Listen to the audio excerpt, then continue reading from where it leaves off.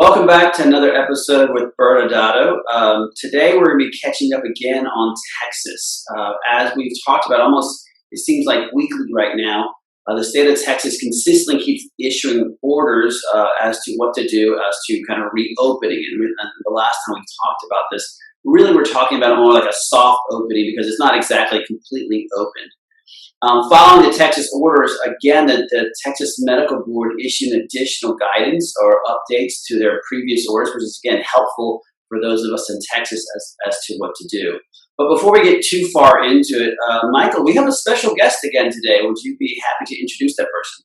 Yes, today we have a familiar face, our law partner in crime, Alex Thiersch.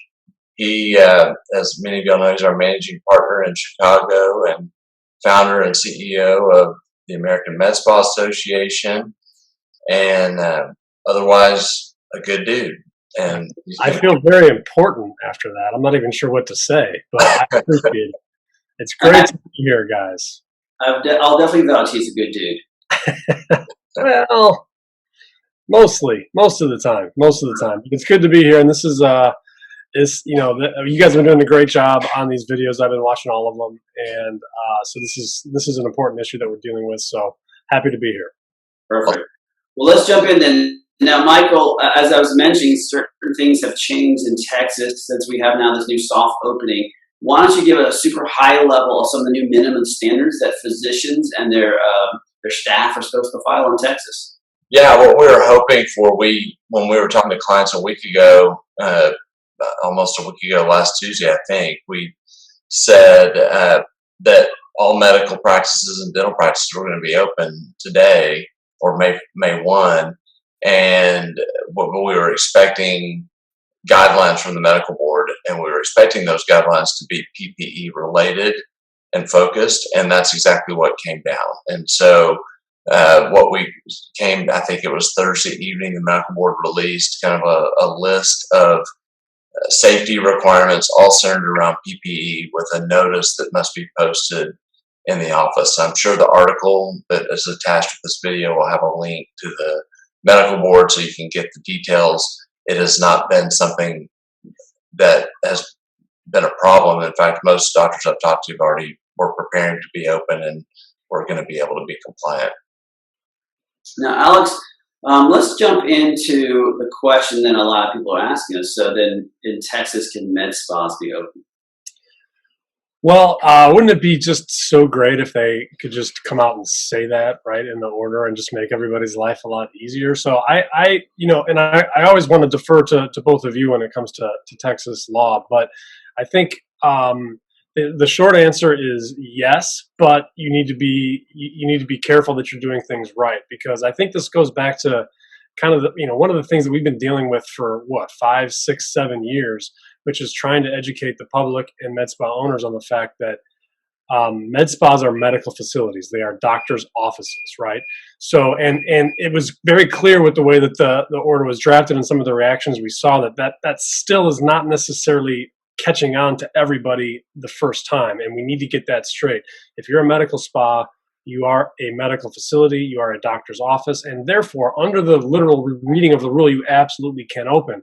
I think you guys are going to get into a little bit of some of the nuances of that and how that might, not necessarily be as straightforward as we're saying, but that's the key, and they can, but there is some additional risk there simply because of the way that medical spas are interpreted under kind of our general sentiment. So yes, it is, but let's get into a little bit about how that's maybe not quite as straightforward and kind of what people need to be doing to make sure that they're compliant and they're safe.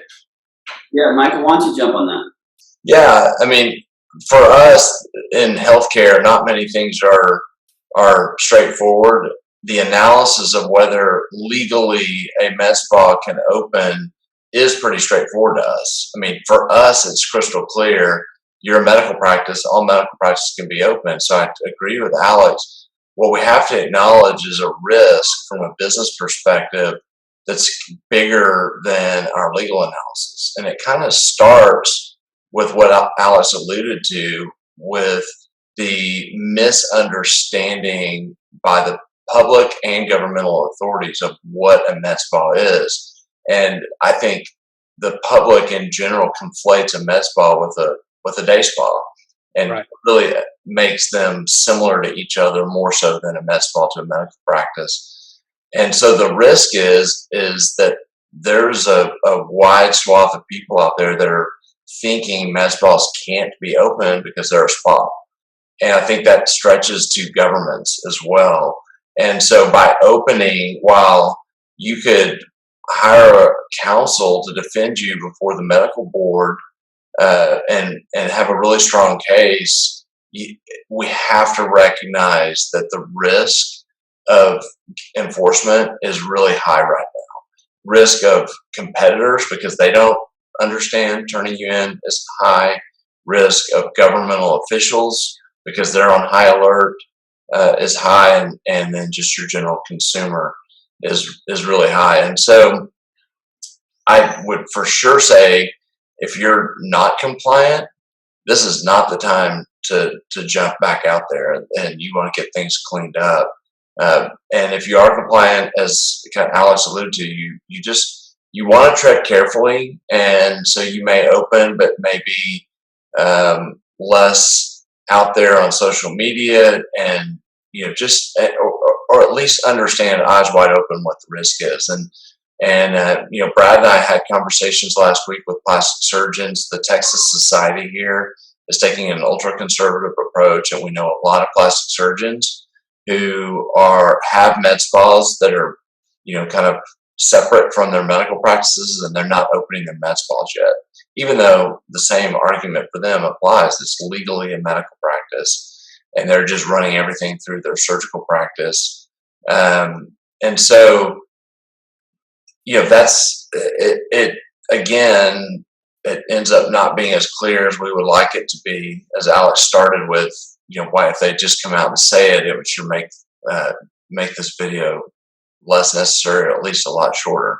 Yeah, and I want to add one more thing to that is, if you are, a lot of our clients don't have a separate med spa, and so even if you have a medical practice and that you render all these medical services at that medical practice, but you have some other cosmetology-like services that are not medical, we would also recommend that even those are not rendered right now, because again, if you read the rules, those are on the spa side. So even though if you have a medical license that is under your medical practice, those are still spa-related services. So absolutely do not touch those right now, because again, it looks like that's another 2 or 3 weeks out, depending on the governor's order in the state of Texas. Yeah, and Alex, I hadn't even told you this, but we saw that the city of San Antonio put together a local rule, and they tried to, put med spas as non-essential on their list. Now, that is subject to the governor's order, so we don't, again, believe that it's effective, but it just shows the bigger problem, which is the perception.